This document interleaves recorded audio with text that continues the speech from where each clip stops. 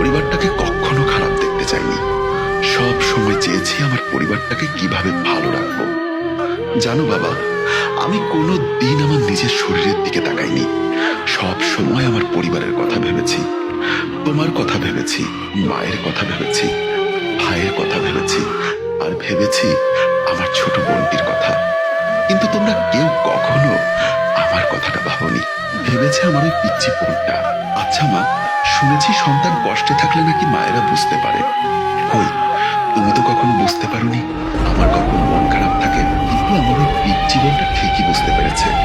মা, আমি কি আসলে তোমার নিজের সন্তান নাকি কুড়িয়ে পাওয়া সন্তান? জানো মা, আমি যখন প্রবাসী ছিলাম তখন যত টাকা ইনকাম করেছি সব তোমাদেরকে পাঠিয়েছি। আমি নিজের জন্য কিচ্ছু রাখিনি।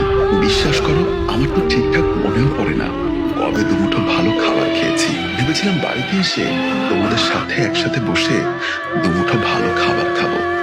কিন্তু ভালো খাবার তো দূরের কথা, তোমরা কোনো দিন আমার সাথে বসে একসাথে খাবার খাওনি। জানো, আমার খুব ইচ্ছা ছিল তোমাদের সবার সাথে বসে খাবো, কিন্তু সেটা আর হলো কই।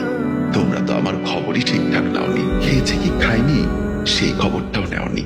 মা, তুমি না আমার কাছে তোমার সোনার চেন, কানের দুল আর একটা রিং চেয়েছিলে। মা, আমি তোমার জন্য সব এনেছি, কিন্তু তোমাকে দেবার মতো সাহস আমার হয়ে ওঠেনি। কারণ তোমরা তো আমাকে কথা বলারই সুযোগ দাওনি। আমার লাগেজে তোমার সব জিনিসপত্র আছে, তুমি নিয়ে নিও। বাবা, তুমি তো আমার নিজের বাবা, তাই না? আমি তো তোমার নিজের সন্তান, কিন্তু তুমি কি করে পারলে আমার সাথে এতটা নিষ্ঠুর আচরণ করতে? জানো বাবা, আমি তোমাকেও খুব ভালোবাসি, কিন্তু তোমার থেকে কোনো দিন একটু ভালোবাসা পাইনি। চেয়েছিলাম বাড়িতে আসলে আমায় একটু ভালোবাসবে, কিন্তু আমাকে যে শুধু টাকা ছাপানোর মেশিন ভাবো সেটা কখনো কল্পনা করতে পারিনি। বাবা, তুমি না আমার কাছে দামি একটা ঘড়ি আর একটা দামি মোবাইল চেয়েছিলে। আমি তোমার জন্য দামি ঘড়ি আর মোবাইল এনেছি, কিন্তু তুমি কোনো দিন আমার সাথে কথাই বলনি। কুকুরের মতো ব্যবহার করেছো আমার সাথে। ভেবেছিলাম জিনিসপত্রগুলো নিজ হাতে তোমাদেরকে দিব, আর হলো না। বাবা, তোমার দামি ঘড়ি আর তোমার মোবাইলটা আমার লাগেজেই আছে, তুমি নিজ হাতে বের করে নিও।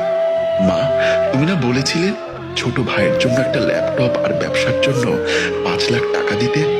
মা, আমি ওর ল্যাপটপ আর 5 লাখ টাকাও এনেছি, আমার বালিশের নিচে রাখা আছে। বালিশটা সরিয়ে ওগুলো সুমনকে দিয়ে দিও। কিন্তু আমার নিজ হাতে তো আর দেওয়া হলো না, তাই তোমরাই দিয়ে দিও।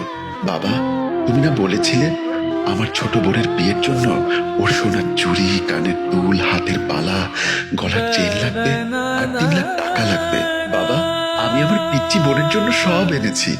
লাগেজের উপরে চেনটা খুললেই পেয়ে যাবে। তোমরা ভাবছো আমি দেশে এত টাকা পাঠানোর পরও এত টাকা কি করে নিয়ে আসলাম?